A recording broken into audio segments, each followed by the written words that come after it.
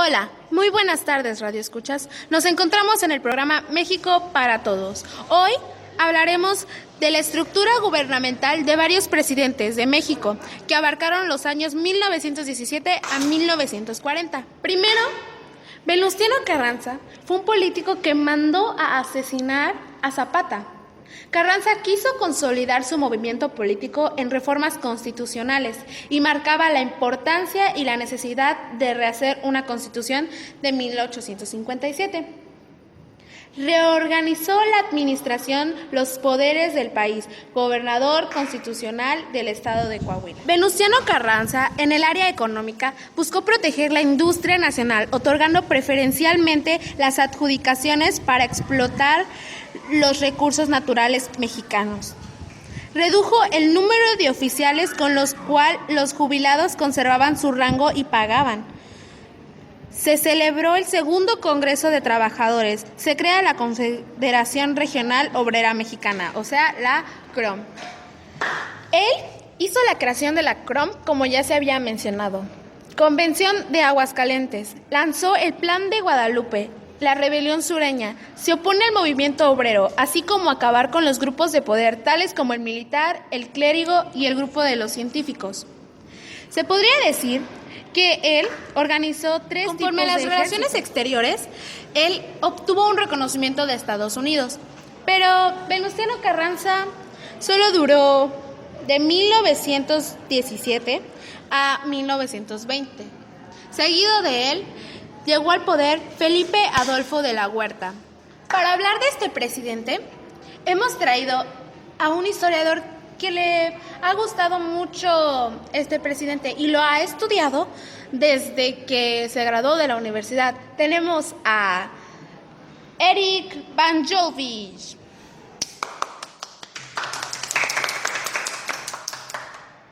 Hola, buenas tardes, señorita. Buenas tardes. ¿Qué nos puedes comentar sobre este presidente? Hola, buenas tardes, señorita. Mucho gusto. Yo les voy a hablar del presidente Felipe Adolfo de la Huerta. Él fue presidente a causa de la muerte de Venustiano Carranza. Él es presidente interino, duró 6 meses en la presidencia, que fue del 1 de junio al 30 de noviembre de 1920. Él designó a representantes, ministros y agentes confidentes que fueron enviados a este país hispanoamericano y Europa. Convocó a las elecciones al final de 1920 y logró una pacificación momentánea. ¿Qué me puedes complementar sobre que indujo la música en México? Bueno, esto se debe a que él emigró a los Estados Unidos y ahí fue donde fundó una escuela de música. Tengo el conocimiento que este presidente estuvo participando en el partido antirreeleccionista. ¿Estoy en lo correcto? Sí, estás en lo correcto. Muchas gracias, señor, por este segmento que nos ha informado más sobre Huerta. A continuación vamos a pasar al siguiente presidente. Hemos traído a un estudiante del Colegio de Bachilleres Plantel Cancún 1 que nos va a hablar sobre los presidentes Álvaro Obregón. Señorita Roxana, ¿me podría decir usted quién era Álvaro Obregón? Por supuesto. Álvaro Obregón fue un caudillo sonorense que ha tenido una gran importancia socioeconómica para el México moderno, sobre todo a partir del desarrollo que se produjo en esa región durante el Porfiriato y que paradójicamente provocó uno de los conflictos obreros más destacados a finales del régimen de Díaz, la huelga de Cananea. Como otros caudillos revolucionarios, Obregón era de origen rural. Nació en el año de 1880 en una hacienda cercana a Navojoa. ¿Me podría decir usted cómo fue que este personaje logró su popularización? Fue por el constante trato de Obregón con las clases trabajadoras en la lucha por cambiar sus condiciones de vida. Lo convirtió en el caudillo de arraigo popular que Carranza no pudo y quizá no quiso ser. Esa relación fue la que dio origen al caudillismo populista. Este se manifestó en el caudillismo ya que coincidió con el periodo de la lucha revolucionaria organizada precisamente por las clases sociales emergentes empeñadas en desplazar a las caducas oligarquías. Él estaba consciente de que el mantenimiento de su poder dependía del grado en que supiera demostrar su capacidad para resolver los problemas tantas veces planteados por las clases trabajadoras. Mas por otro lado, Obregón compartía con Madero y Carranza la defensa del régimen de propiedad privada con tendencia hacia el capitalismo, sostenido por las clases medias durante la lucha revolucionaria. El camino que había de tomar Obregón para dar solución a los problemas aparentemente antagónicos de la clase trabajadora sería el de la conciliación de clases, camino que, de ser la adecuada, cimentaría a su vez el poder político del caudillo sonorense y le permitiría iniciar la conciliación de clases. Para él significaba transformar la lucha revolucionaria en trabajo. Aunque en tal idea subyacía en el fondo el espíritu emprendedor del capitalismo, en la superficie aparecía como una tarea de reconstrucción nacional llevada a cabo por empresarios y trabajadores en conjunto, conciliados por el papel nivelador del Estado. Tal tarea tenía una meta: salvar el capital garantizado de los derechos del obrero. Pero en el lenguaje populista de Obregón se enmarcó en un socialismo entendido de manera muy particular. Para Obregón era el único camino para la reconstrucción nacional, que implicaba a su vez un mejoramiento para los trabajadores y un estímulo para los hombres de empresa. Pero tal equilibrio solo podría lograrse en aquellos tiempos inmediatamente posteriores a la revolución, bajo la dirección de un hombre fuerte, que de manera similar al papel que desempeñara siglos atrás el monarca en la formación de los estados modernos europeos, unificara las fuerzas antagónicas todavía efervescentes por la guerra civil para construir el Estado mexicano. A fin de sofocar las rebeliones, Obregón tuvo que reorganizar el ejército, buscando disminuir las fuerzas de algunos jefes militares que pudieran organizar movimientos rebeldes, al tiempo que recurría a establecer un sistema de recompensas para los jefes militares que le eran leales. La reorganización del ejército era necesaria, pues aunque el presidente tenía de su lado a obreros y campesinos, esos grupos todavía no eran lo suficientemente fuertes como para contrarrestar a los militares rebeldes. Las revueltas armadas persistieron durante casi todo el periodo obregonista, y en 1923, cuando parecía cercana la paz, surgió un nuevo conflicto a causa de la sucesión presidencial en circunstancias parecidas a las que habían provocado la rebelión de Agua Prieta, solo que este nuevo movimiento Cuando Álvaro Obregón ocupó la presidencia en diciembre de 1920, el gobierno emanado de la rebelión de Agua Prieta no había obtenido aún el reconocimiento de Estados Unidos, y las relaciones entre ambos países eran tensas debido a las exigencias de Estados Unidos que fueran derogados los artículos de la Constitución de 1917 que lesionaban los intereses económicos extranjeros. Tal estado de cosas constituía un problema crucial para los planes obregonistas y era por lo tanto de urgente solución. Por otra parte, sin el reconocimiento del gobierno de Estados Unidos, Obregón no solo estaba amenazado por un conflicto armado con el vecino país, como lo habían insinuado muchas veces los estadounidenses, sino que se enfrentaba también al riesgoso problema de no poder dominar a sus enemigos internos, y peor aún, que fueran esos quienes consiguieran el apoyo de Estados Unidos. Pero frente al indispensable reconocimiento se levantaba la barrera impuesta, la dependencia económica del extranjero. No obstante, la posición de Obregón no era tan radical como la de Venustiano. Estaba consciente de que el capital mexicano era insuficiente para llevar a cabo la reconstrucción económica del país, y opinaba que el único camino a seguir era permitir la inversión extranjera, teniendo cuidado de que esto no significara establecer un tratado entre ambos países que garantizara plenamente los derechos de propiedad de sus nacionales en México. En mayo de 1921, el Departamento de Estado norteamericano envió a Obregón un proyecto de tratado de amistad y comercio, en el cual se proponía esencialmente que los ciudadanos de cada uno de los países que residía en el otro tuvieran los mismos derechos que los nacionales, otorgándose garantías recíprocas contra la nacionalización de sus bienes.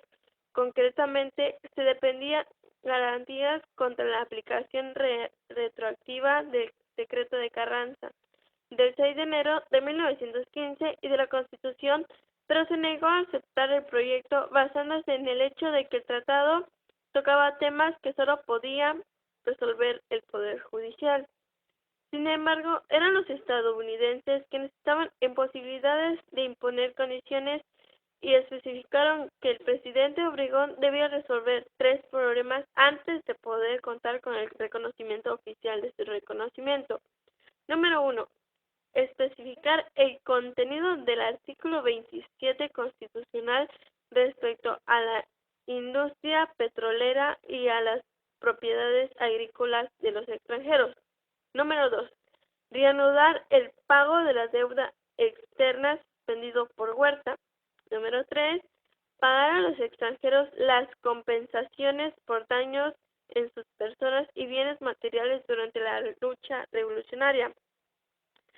A pesar de la insistencia estadounidense de condicionar el reconocimiento, Obregón tenía la esperanza de que Estados Unidos renunciara a sus exigencias ante la buena disposición y un segundo paso con el que pretendía satisfacer las demandas estadounidenses, reanudar el pago de la deuda externa.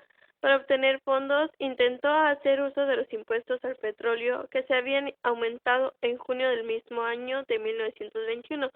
Sin embargo, las empresas petroleras rechazaron el aumento suspendiendo la producción y el gobierno se vio obligado a derogar el nuevo impuesto. Fue entonces cuando Obregón decidió enviar a su secretario de Hacienda, Adolfo de la Huerta, para que negociaran la reanudación de pagos ante la banca estadounidense. Después de largas negociaciones, el 16 de junio de 1922 se firmó un acuerdo conocido como el Convenio de la Huerta-Lamont, celebrado entre el secretario de Hacienda mexicano y el presidente del Comité de Banqueros. El acuerdo resultaba oneroso para México, pero hubo de aceptarse considerando que era costo que debía pagarse en cambio de que Harding otorgara su reconocimiento de forma internacional. No obstante, ese reconocimiento no habría de conseguirse sino hasta mediados del año siguiente, cuando el que Álvaro Obregón hubiera podido mantenerse en el poder a pesar de no contar con el apoyo del gobierno norteamericano, hizo recapacitar a este ante el temor de ver deteriorada su imagen en los medios políticos internacionales. Entonces los políticos estadounidenses empezaron a considerar la posibilidad de entablar nuevas conversaciones para tratar los problemas pendientes. Esas conversaciones se efectuaron en la Ciudad de México, en una casa ubicada en la calle de Bucareli, y tuvieron una duración de 3 meses a partir de mayo de 1923. En las conferencias de Bucareli se llegaron a cabo varios acuerdos, los cuales carecieron de validez internacional porque no fueron presentados ante los congresos respectivos de ambos países y no pudieron constituir un tratado formal, sino un acuerdo de caballeros que comprometía al presidente Obregón, pero no a sus sucesores. No obstante, permitieron que Harding diera por fin su reconocimiento al gobierno mexicano el 31 de agosto de 1923, en un momento muy oportuno para Obregón, quien pudo entonces contar con el apoyo estadounidense para sofocar la rebelión de la huertista, iniciada en diciembre de ese mismo año. Respecto al reconocimiento de otros países, los estados con los que México mantenía relaciones reconocieron el gobierno de Obregón antes de agosto de 1923, con excepción de Estados Unidos, Gran Bretaña, Francia, Bélgica y Cuba. Esos 3 últimos lo hicieron inmediatamente después del gobierno estadounidense y solo Inglaterra mantuvo su actitud hostil hacia México. Calles era un profesor titulado, además fue periodista y había leído los escritos de Ricardo Flores Magón. También fue negociante y llegado el momento se integró a la revolución con el tiempo. Calles fue maturando sus ideas políticas, siguiendo con gran interés las noticias relacionadas con Adolfo Hitler, a quien profesaba admiración, de ahí que leyera con avidez su libro titulado Mi lucha. Por su amistad y cercanía con Obregón, Calles practicó el sistema del populismo y rechazó además la nominación presidencial de ingeniero Ignacio Bonilla, por lo que se levantó en armas contra Carranza bajo las ideas del Plan de Agua Prieta. Debido a su tendencia populista como la de Obregón, su toma de posición fue todo un espectáculo realizado en el llamado Estadio Nacional con una asistencia aproximada de 40,000 personas. De esta forma se inició el régimen callista, que tomó control del país basado en el apoyo político de Obregón. La aprobación, reconocimiento y ayuda del gobierno norteamericano, que estaba satisfecho con la negociación de la deuda externa mexicana. El control absoluto del ejército mexicano y la organización de los elementos socios políticos necesarios para la creación del partido oficial de la revolución, el Partido Nacional Revolucionario.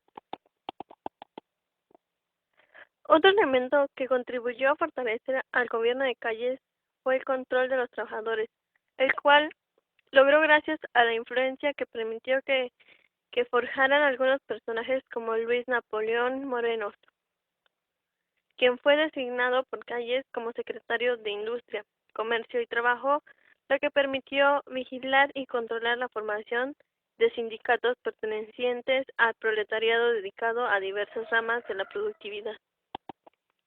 Por otra parte, era impostergable la necesidad de establecer la unidad nacional, lo cual representaba una tarea de gran dificultad debido a que el país existían aproximadamente 8,000 partidos políticos completados con clubes, comités y sociedades que respondían a diversos intereses.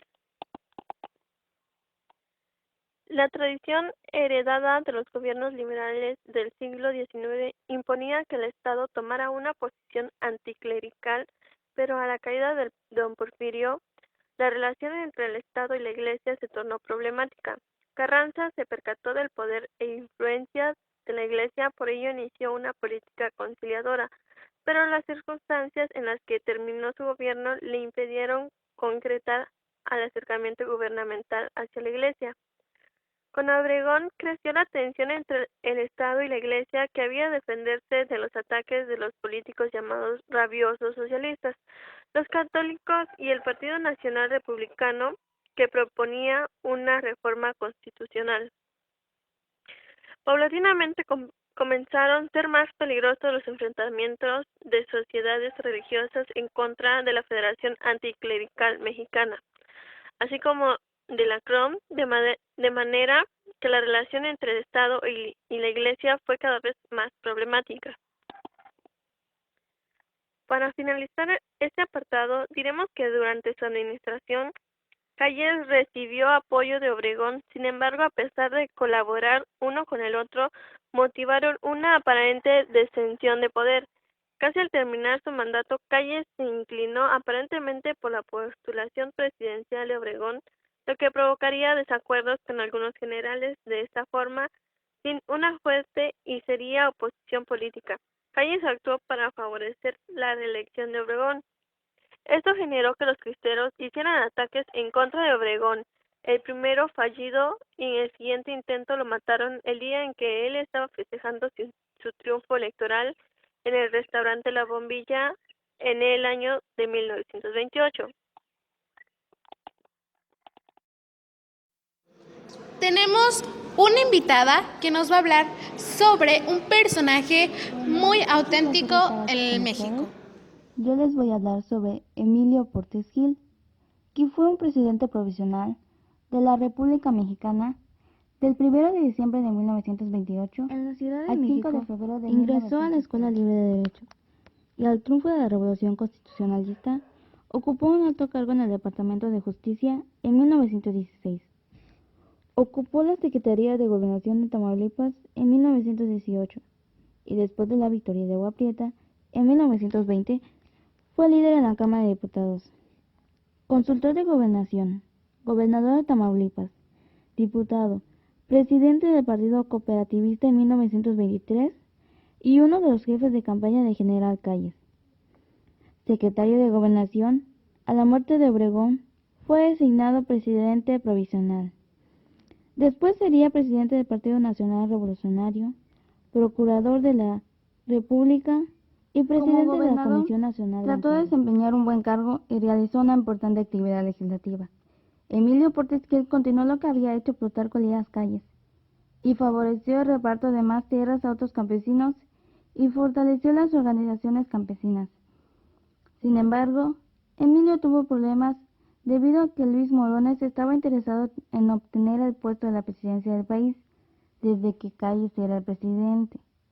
Este último se enfrentó a Emilio y entre ellos se dio una lucha política, por lo que el 3 de marzo algunos políticos emitieron el plan del Morcillo en contra de Calles, en donde invitaron al pueblo a levantarse en arma contra Calles y señalaban que desconocían a Emilio Portes Gil como José Gonzalo Escobar y tuvo el apoyo de muchos cristeros. Otro aspecto que tuvo que solucionar Portes Gil fue la Universidad Nacional, porque esta opacaba la autoridad del gobierno y era un obstáculo en las campañas presidenciales de los políticos como Pascual Ortiz.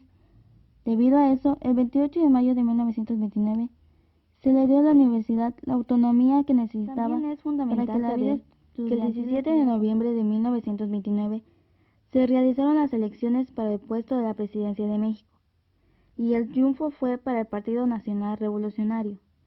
Pero el 1 de diciembre, Vasconcelos se declaró presidente electo, diciendo ante todo el país la farsa electoral. Sin embargo, todo el pueblo tuvo que aceptar la imposición del Partido Nacional Revolucionario, el cual otorgó el título como presidente de la República Mexicana. Portes Gil se retiró complacido. Había logrado contener la furia de los obregonistas, impulsar el triunfo del primer candidato oficial y mantenerse fiel a Calles. Su lealtad fue recompensada con la Secretaría de Gobernación bajo la administración de Ortiz Rubio, con la presidencia del Comité Ejecutivo del Partido Nacional Revolucionario, con una embajada en Francia y la Secretaría de Relaciones Exteriores, entre otros muchos cargos públicos. Había logrado también colocar la primera piedra del edificio de fraudes electorales del sistema político mexicano, y contrariamente a su promesa, convirtió al Estado y Gobierno en el gran elector. Como ya sabemos, con el término maximato nos referimos al periodo histórico entre los años 1928 y 1934.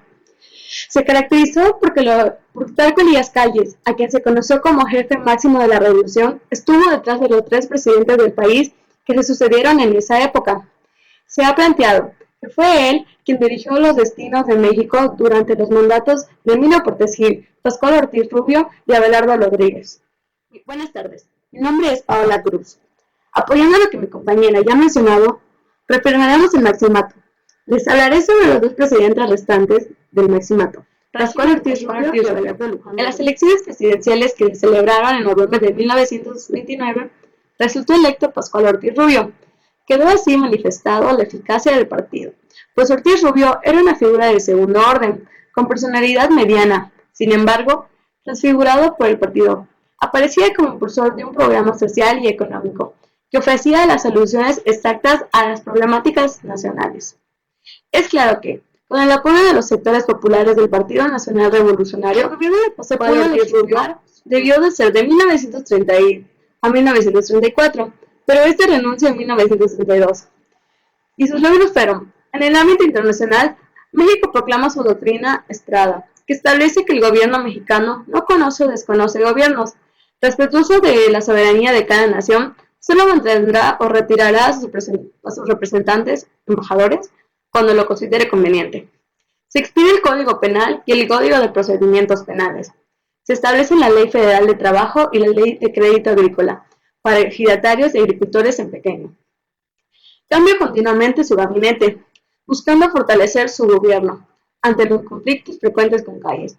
Renuncia a la presidencia el 2 de septiembre de 1930. Como ya se había mencionado, Pascual Ortiz Rubio renunció a la presidencia antes de que concluyera su periodo de gobierno. Lo sustituyó el general Abelardo Luján Rodríguez, hombre de confianza de Plutarco Elías Calles. Dicha relación se conoce como una perfecta colaboración entre el presidente y el líder real del país. Durante los 2 años de este gobierno, 1932 y 1934, fue característica la sumisión de Rodríguez a Calles y la carencia de autonomía presidencial. De Abelardo Rodríguez se ha dicho que, al aceptar la tutela de Calles, posibilitó la continuidad del proceso de consolidación institucional que había empezado el jefe máximo y que logró una obra administrativa importante.